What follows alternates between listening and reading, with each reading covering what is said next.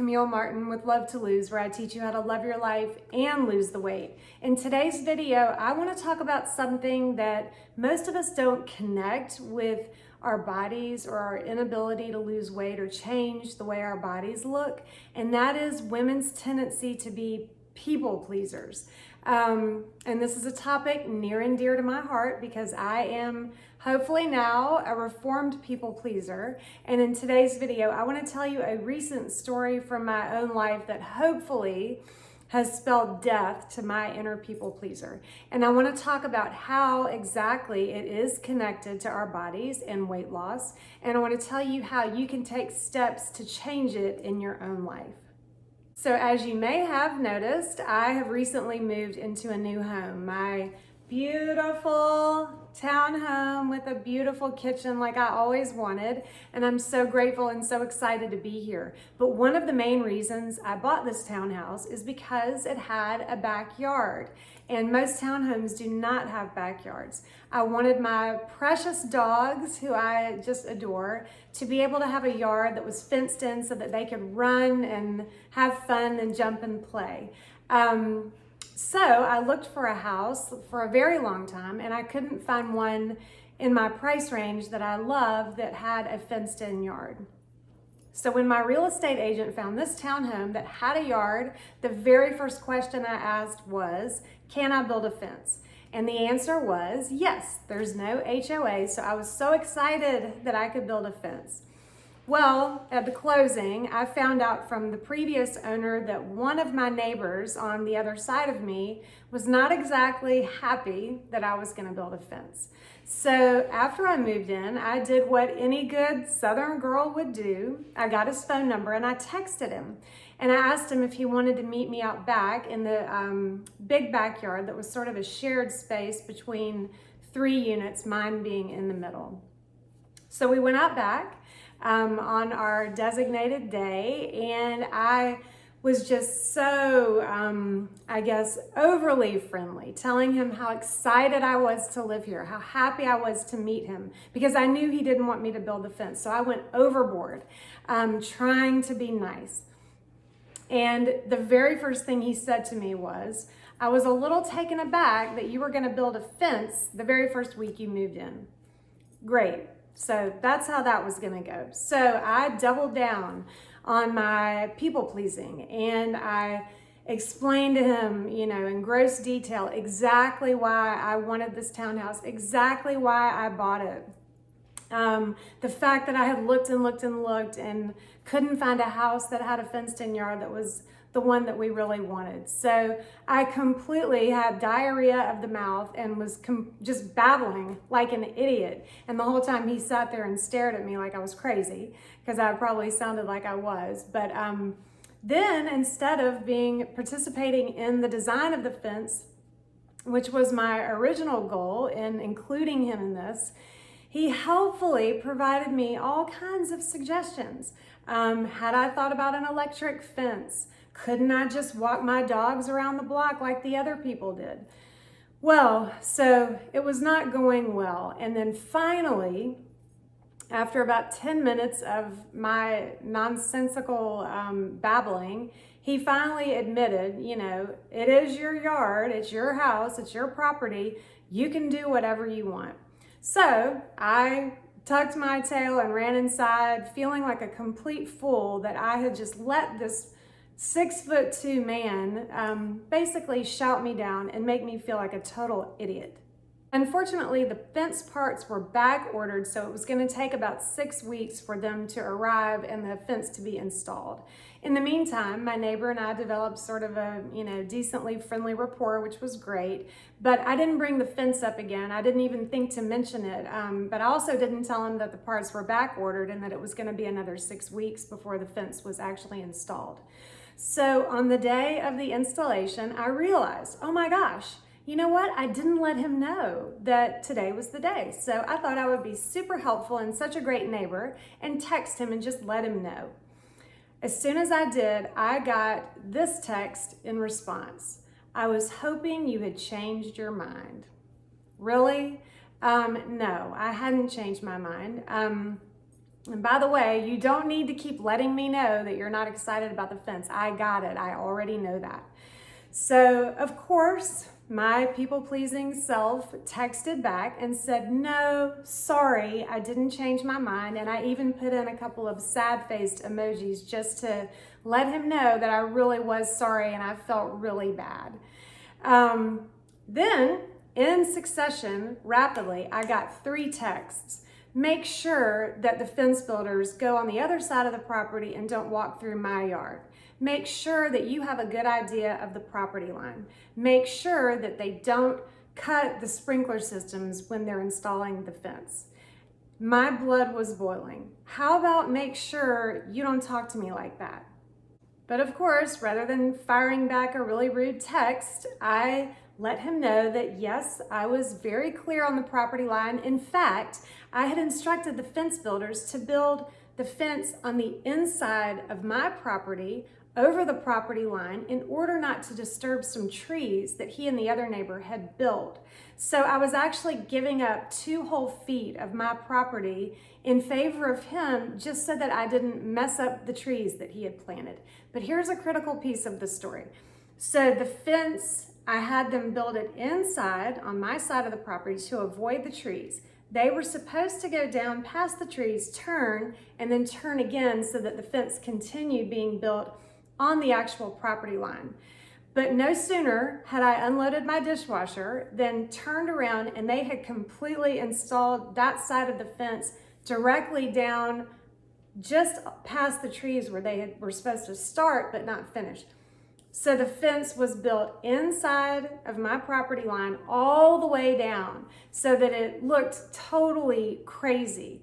And I stared at that fence for almost a week, looking out the window, hating it, knowing that it looked crazy, but feeling paralyzed to actually fix it and make it right. So for that whole week, every time I looked out my window, I kept thinking thoughts like, you know, it's not really that bad. It only looks crazy from the bathroom window. You'll like it eventually. You'll settle in. It'll grow on you. It's really not that bad. And then one thought that I kept having really did me in, and that thought was, it is not worth it. I kept thinking it's not worth it to piss that guy off anymore. It's not worth it to call and complain to the fence company. I mean, who does that? That is not who I am, to complain or to make a big deal or make a to make a big deal about anything. I'm just go along and get along. I make sure that everybody else is happy, even if I'm not happy. I make sure and I get out of the way if someone's walking toward me and say sorry and apologize for every little thing. So the dead last thing inside of me that I wanted to do was, number one, call the fence company and say, you know what, y'all made a big mistake. That's not what it was supposed to look like, and I need you to come fix it. But the very dead last thing that I wanted to do, of course, was to have the fence company come over and fix it, and then have my neighbor come home from work and see that the fence that he already hated so much was moved over closer to him and taking up more of his property, which was actually my property. But do you know what I did? I forced myself to pick up the phone and call that fence company and say, you guys made a mistake. It doesn't look right. You were supposed to make a turn and you did not make a turn, and I need you to come over and I need you to fix it.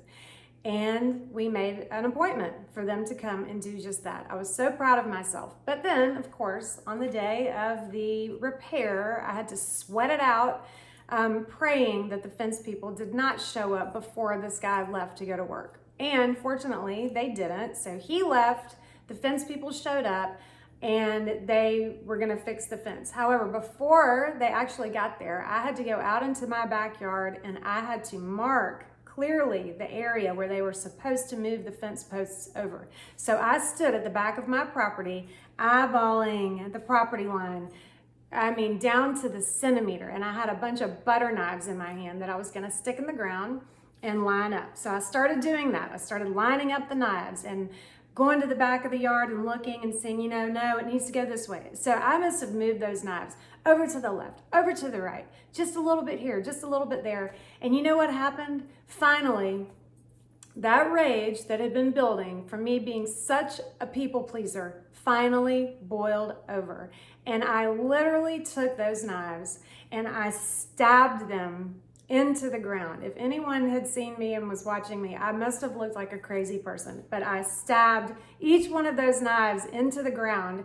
And I won't drop F-bombs on this video, but you can imagine what I was thinking to myself. F saying yes when I don't want to go. F, being a people pleaser, making everybody happy but myself.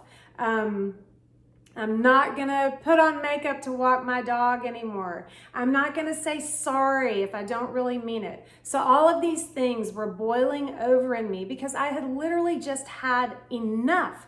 And I realized with such clarity the absurdity and the insanity of me being afraid to, number one, build a fence in my own yard that I was perfectly legal to build.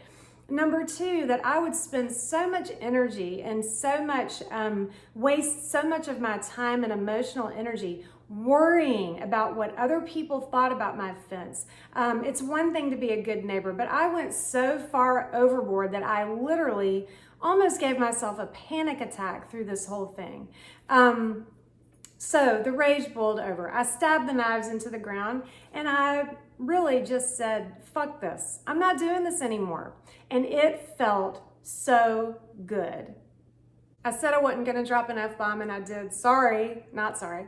But anyway, this whole story really has nothing to do with my neighbor. I mean, he's probably completely oblivious that this was even a thing for me, because he's just like most guys. I'm no man hater. I love men, but most guys just walk around all day long saying what they think, knocking into people. They don't even give you a backward glance, and they're totally free of panic attacks. They're totally happy and not stressed out about who's mad at them and who, did I offend someone? They don't care. Why do we care so much? That's another topic for another video for another day. But the point of this video is that this is how emotional eating is born. We let all of this rage build and build. We go out of our way, overboard, trying to please everybody but ourselves, and we feel such rage that we are doing this. We're really sacrificing our own happiness and our own pleasure day after day, year after year, and this is why we fill ourselves up with food. This is one of the many reasons. So it is all connected, and the more you're a people pleaser, the more you stress yourself out all day trying to make sure that everybody has what they need and totally ignoring your own wants and needs, that resistance that builds and that rage that builds, you have to neutralize it somehow. So that's why we binge eat. That's why we binge drink. This is why we spend thousands of dollars online shopping doing these things that are really self-destructive, but that just make us feel better because we feel so bad all the time.